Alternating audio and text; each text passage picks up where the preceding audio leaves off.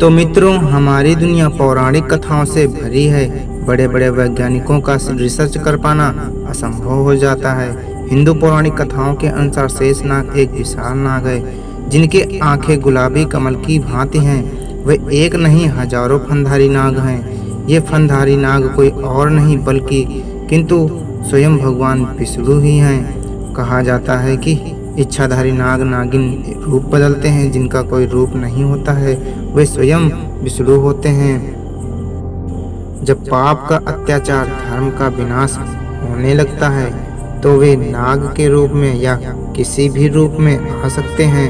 ऐसे ही छत्तीसगढ़ में नाग ने बचाया गाय को कसाई के हाथों से कटने से। फिर जो कसाई के साथ जो हुआ उसे सुन आपके होश उड़ जाएंगे। तो मित्रों, इस सच्ची घटना को सुनने से पहले जो लोग भगवान विष्णु के सच्चे भक्त हैं वे लोग कमेंट बॉक्स में विष्णु जी का नाम जरूर लिखें। तो मित्रों, बात कर रहे हैं छत्तीसगढ़ के दादरमऊ में रहने वाले पवन कुमार और पत्नी सुमन के साथ अपना घर बार चला रहे थे। पवन और सुमन दोनों ही भगवान विष्णु के सच्चे भक्त हैं और खेती बाड़ी कर के अपना परिवार चलाता है। और साथ में लाल कलर की 2 गाय जिनका नाम कमला और बिमला। अपनी गायों से बहुत प्रेम करते हैं और उनकी सेवा करने में दोनों पति पत्नी कोई कमी नहीं रखते हैं। पवन हर रोज अपने खेतों से हरी हरी घास लाना, पेट भर खिलाना, नियमित रूप से पालन करना, दूध निकालना, सब परिवार सुख शांति से चल रहा था। परंतु एक रात अचानक पवन की दोनों गाय गायब हो गईं।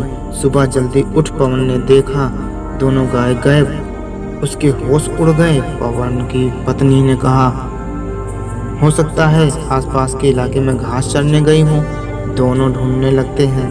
पवन आसपास सारे गांवों में पता करता है लेकिन कहीं नहीं दिखी कमला और बिमला। पवन रोते हुए घर वापस आ रहा होता है।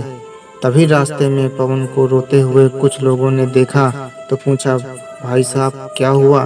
पवन ने बताया कि मेरी दोनों गाय आज रात गायब हो गई हैं। दोनों लाल कलर की हैं। तो लोगों ने कहा कि अभी अभी एक छोटे ट्रक से कुछ गायों को लेकर तेजी से जा रहे थे। पवन समझ गया कि कसाई ने मेरी गाय को चुरा ले गए। रोते हुए घर वापस आ जाता है। पवन के मन में सीधे ख्याल आने लगते हैं। पत्नी ने कहा, परेशान न हो, हमें अपनी भक्ति पर पूर्ण विश्वास है। चलो हाथ जोड़कर विनती करते हैं, प्रभु हमारे दुखड़े जरूर सुनेंगे। पवन और पवन की पत्नी दोनों पूजा करने लगते हैं। उधर कसाई के ट्रक का टायर पंचर हो जाता है। कसाईयों की चिंता सताने लगती है कि अब गायों को जल्दी नहीं ले गए तो पकड़ जाएंगे। तो उन्होंने जंगल के रास्ते से ले जाने लगे। कसाईयों ने बीच जंगल में गायों को काटने का विचार बनाया। तभी एक कसाई जोर से चिल्लाने लगा। तभी उनके साथी आवाज की ओर दौड़ते हुए आए। देखा कि एक बहुत बड़ा सांप ने डस लिया है और उन सभी के पीछे बहुत सारे सांप आ रहे हैं। कसाई ने अपने साथी को उठाया और गायों को छोड़ वहां से जान बचाकर भाग निकले।